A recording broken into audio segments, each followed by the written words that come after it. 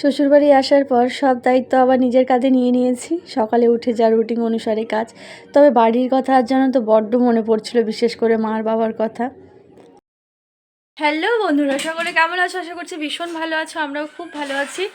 আবারও সকাল 11:30টার থেকে আমি আমার ব্লগটা স্টার্ট করলাম। তোমরা দেখো, আশা করি ভালো লাগবে।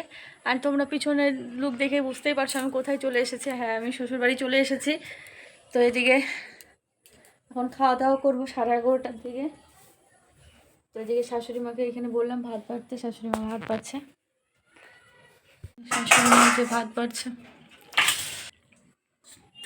রান্নাবান্নার পর সবাই তাল মুড়ি মিষ্টি এইসবই খাওয়া হলো।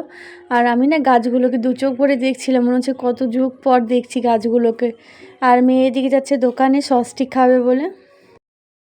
মেয়ে খাবে এখন সসস্টিক, তো চলো এখন সসস্টিক খাবো।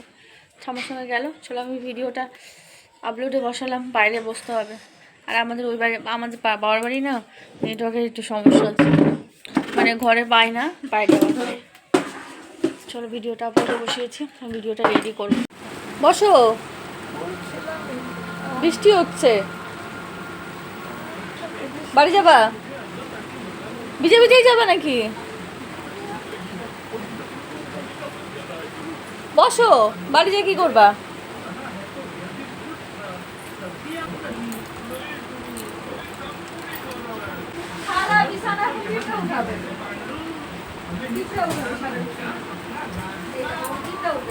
দিদা এসেছিল, বৃষ্টি হচ্ছে দেখে বাইরে ছাতা আনিনি, যেতে পারবে না, তাই বললাম বসো, একটু পরেই যাও।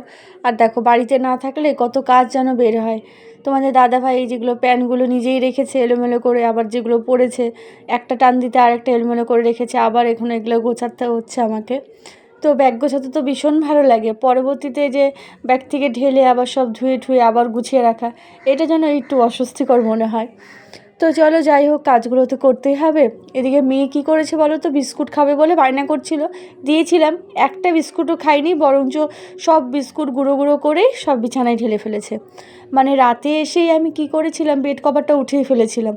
টিনের উপর থেকে না অনেকগুলো নোংরা পড়েছিল, এসে দেখি অনেকগুলো বালি বালি কেমন। তো রাতে এসেই তাড়াতাড়ি করে বেড কভারটা উঠিয়ে ভালো করে ঘরটা আবার ঝাড় ঠাড় দিয়ে তারপরে ওদেরকে ঘুম পাড়িয়ে দিয়েছিলাম। আর কোনো রকম ব্লগ তোমাদের সঙ্গে শেয়ার করতে পারিনি বাড়ি আসার পর। আমরা ওই যখন বেরোলাম তখন না হালকা ঝিরিঝিরি বৃষ্টি হচ্ছিলো। তো রাস্তায় খুব জোরে বৃষ্টি হলে আমরা হয়তো ভিজেই যেতাম, তবে খুব একটা জোরে বৃষ্টি হয়নি, হালকা ঝিরিঝিরি বৃষ্টি হচ্ছিলো। আর এদিকে এই যে সব কিছু গুছিয়ে নিয়েছি, ব্যাগটা ভাবলাম ওই শোকেসে ঢুকবে, তো দেখলাম না ঢুকবে না, বেকার ব্যাগটা ভাঁজ হয়ে যাবে, আলমারিতেই রেখে দিচ্ছি। আর এবার যেটা গোছাবো, আলমারিটা লক করে এবার এই যে টেবিলটা দেখো এলোমেলো ছড়িয়ে ছিটিয়ে সব কিছু এসে আছে, মানে ঝুল পড়ে গেছে, সেই ঝুলগুলো একটু পরিষ্কার করব। যদিও বা আজকে মানে ঝুল পরিষ্কার করি না, আমি শুক্রবার করেই করি, তাও এই টেবিলটার এদিকে যতটা নোংরা আছে সেটাকে অন্তত পরিষ্কার করব আমি আজকে। আর এই দেখো চার্জার, হয়তো চার্জার লাইটটা চার্জে বসিয়েছিল, সেই চার্জারটাও এখানেই আছে, মানে গ্লাস সব কিছু এলোমেলো হয়ে আছে। তো চলো আমি এখন এক এক করে সবগুলোকে গুছাবো। আর ওই দেখো আমার মুখটা, আমি শাশুড়ি মা দুজনে একসঙ্গে খেয়ে নিয়েছি, আর ছেলে তো স্কুলে গেছে। চার্জারটাকে আমি এভাবে সবসময় কাচের ভিতরেই রেখে দিই, কারণ বাচ্চা কাচ্চার বাড়ি কখনো আর ফেলে দিয়ে ভেঙে ফেলবে, আর ওই চার্জারটা চার্জে দিতে লাগে। গ্লাসটা এখনকার মতো এখানে রাখলাম, আর এখানে হয়তো সিঁদুর পড়েছে অনেকগুলো, সেগুলো একটু ঝেড়ে মুছে পরিষ্কার করে নিচ্ছি। তো বাড়ি আসার পর বারবার শুধু ওই সেই বাবার বাড়ির কথাই মনে পড়ছিল, এই সময় ওখানে এসে এটা করছিলাম। দুদিন এরকম হবেই জানো তো, তো তারপরে আবার কিন্তু আস্তে আস্তে ঠিক হয়ে যাবে।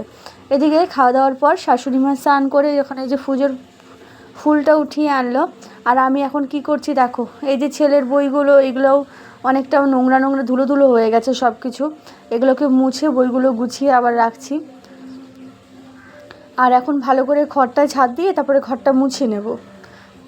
তো ঘর মোছাটা তোমাদের সঙ্গে আজকে আর শেয়ার করবো না।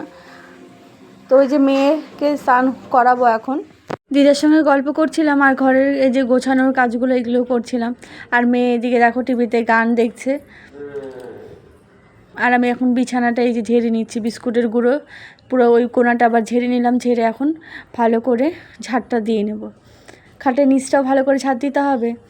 আর একটানা ওই ভেতর থেকে মানে ক্লিনিং ছাড় যেটা বলে সেটা হয়নি, তো সেই কারণে ভেতরটা ঝুলঝুল একটু পড়ে গেছে। তো দেখো পাপোশটা ভাবছি আজকে ধুবো, কিন্তু বাইরে মানে আকাশটা পুরো না কেমন অন্ধকার অন্ধকার করে আছে। তো ওইদিকে দিদা বলছে আমি এখন বাড়ি যাই, তার বললাম আচ্ছা ঠিক আছে। বৃষ্টিটা এখন একটু কমেছে, সকালের দিকে তো বৃষ্টি হচ্ছিলো, তারপরে একটু আগেই মানে প্রচণ্ড পরিমাণে বৃষ্টি হলো, তো এখন একটু কমেছে। তো আজ আকাশেরটা দেখে মনে হচ্ছে সারাদিনই বৃষ্টি হবে একটু পরপর। তো ভালো করে বারান্দাটাও আমি ঝেড়ে নিলাম। শাশুড়ি মা স্নান করছে, মাকে বললাম যে মা একটু মামামকে স্নান করিয়ে দাও, আমি এদিকে দুধটা জাল দিয়ে নিচ্ছি। দেখো বন্ধুরা সমস্ত কিছু গুছিয়ে নিয়েছে, আর মামাম শোনা বলে মা টেডিটা বের করে দাও। টেডিটা ওর ভিতরে ঢুকানো ছিল, ব্যাগটা ঢুকাতে গিয়ে তারপরে টেডিটা, তো এটা ঢুকিয়ে রাখবো, অনেকগুলো টেডি নষ্ট হয়ে গেছে। চলো সব গুছিয়ে নিয়েছি আবারও। আজ বারবার শুধু বাড়ির কথাই মনে পড়ছিল, বাড়িতে এই সময় এটা করেছি, এই সময় ওটা করতাম, খুব মনে পড়ছে।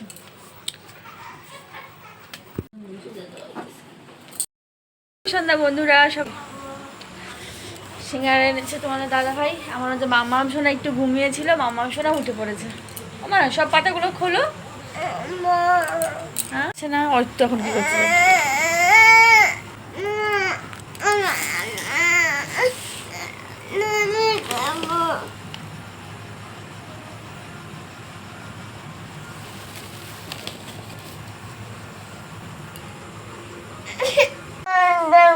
কোথায় ফোন? রাতে আজ করলাম সিদ্ধ ভাত, পাঁপড় ভাজা আর চচ্চড়ি। আজকের ব্লগটা এখানে শেষ করছি, বাই। সবাই ভালো থেকো, সুস্থ থেকো, আবারও পরের দিন দেখা হচ্ছে।